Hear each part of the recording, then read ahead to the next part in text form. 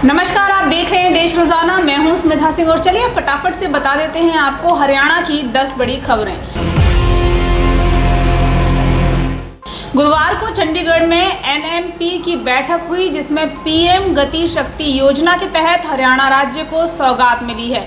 प्रदेश के लिए केंद्र सरकार की तरफ से 900 करोड़ की राशि विभिन्न योजनाओं के लिए मंजूर की गई है। मल्टी मॉडल कनेक्टिविटी पर भी जोर दिया जा रहा है। साथ ही रेलवे, सड़क जैसी परियोजनाओं को भी मजबूती मिलेगी। केंद्र सरकार की हालिया योजना अग्निपथ, बेरोजगारी और महंगाई जैसे मुद्दों को लेकर हरियाणा कांग्रेस आज प्रदेश की खट्टर सरकार के खिलाफ विरोध प्रदर्शन करने जा रही है। पार्टी प्रदेशाध्यक्ष उदय भान और भूपेंद्र सिंह हुड्डा इस प्रदर्शन का नेतृत्व करेंगे।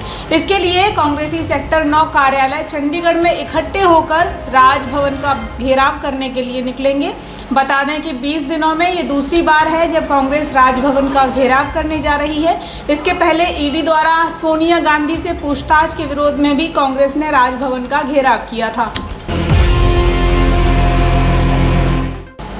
गुरुवार को आम आदमी पार्टी के प्रवक्ता और राज्यसभा सांसद संजय सिंह गुरुग्राम पहुंचे और उन्होंने वहां प्रशिक्षण शिविर में भाग लिया। संजय सिंह ने इस दौरान कहा कि हमारी लड़ाई देश के संविधान को बचाने की है। वर्तमान परिप्रेक्ष्य में देश में राजनीति को सबसे बुरी चीज समझा जाता है, जबकि देश में बदलाव राजनीति से ही आता है।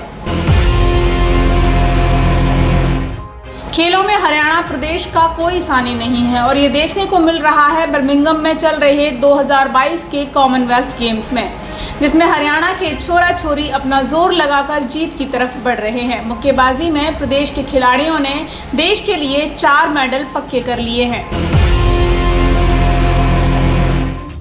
प्रदेश में मानसून की मेहरबानी बरस रही है। मौसम विभाग के मुताबिक 5 से 7 अगस्त तक अच्छी बारिश होने की उम्मीद जताई गई है। प्रदेश में कई क्षेत्रों के लिए भारतीय मौसम विभाग ने येलो अलर्ट भी जारी कर दिया है।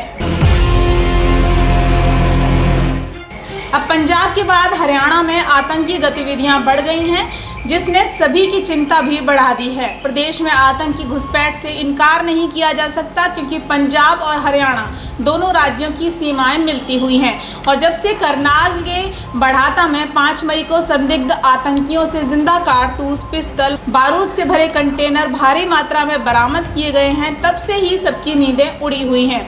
और जैसे जैसे 15 अगस्त नजदीक आ रहा है, इसी के मद्देनजर सुरक्षा के कड़े इंतजाम भी प्रदेश में किए गए हैं।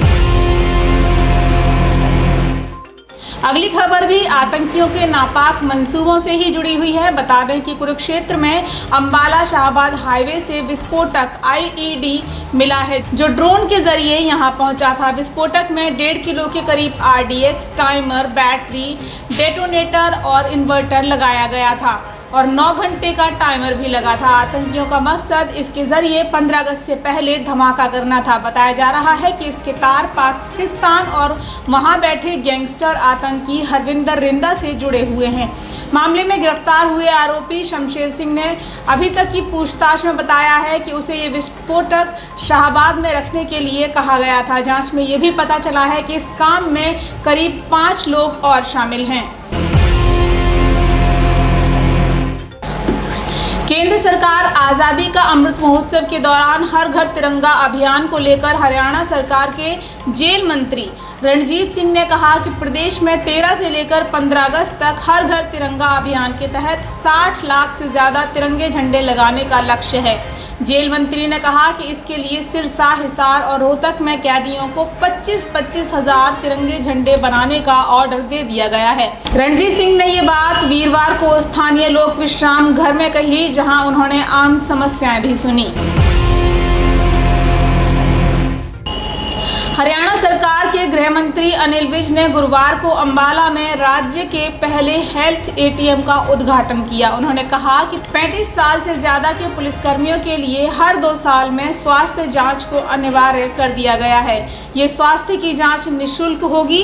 इसी हेल्थ जांच के लिए अंबाला में पहला हेल्थ एटीएम भी बनाया गया है। उन्होंने कहा कि लॉर्डस ग्रुप की ओर से CSR फंड के तहत इस हेल्थ एटीएम की शुरुआत की गई है, जिसमें 53 तरह के टेस्ट की सुविधा होगी और रिपोर्ट भी पुलिसकर्मियों को उनके मेल आईडी पर भेजी जाएगी। कांग्रेस की पूर्व प्रदेश अध्यक्ष और पूर्व केंद्रीय मंत्री कुमारी शैलजा ने हरियाणा की भाजपा जजपा गठबंधन की सरकार पर सीवर एसटीपी की सफाई में मारे गए लोगों के मामले को लेकर निशाना साधा। उन्होंने कहा कि आज जो काम रोबोटिक तरीके से हो रहा है उसे आज भी गठबंधन की सरकार लोगों के जरिए करवा रही है। उन्होंने कहा कि इसके कारण अब तक प्रदेश में 20 से ज़्यादा लोगों की मौत हो चुकी है। सरकार को तुरंत इस पर रोक लगाकर इस काम को रोबोटिक तरीके से शुरू कराना चाहिए ताकि लोगों की जान को बचाया जा सके। तो ये थी हरियाणा की अभी तक की 10 बड़ी खबरें। फिर मिलेंगे आपके साथ किसी और जानकारी को लेकर। देखते रहिए देश रोजाना और वीडियोस को लाइक सब्सक्राइब करना बिल्कुल मत भूलिए। नमस्कार।